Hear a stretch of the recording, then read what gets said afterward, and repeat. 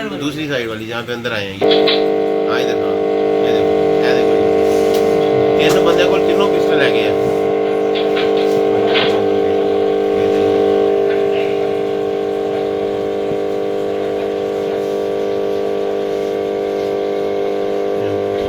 बस बस ना हिला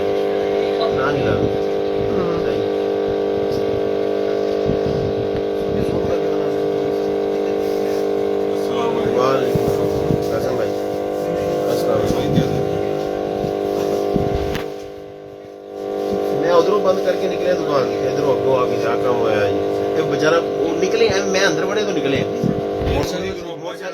वही ਉੱਥੇ ਜਿਹੜਾ ਬਾਕੀਆਂ ਨੂੰ ਲੁੱਟ ਕੇ ਗਿਆ ਤਾਂ ਉਹੀ ਮੁੰਡੇ ਲੱਗਦੇ हाँ देखो ना मुंडे यार आज निकले हैं अच्छा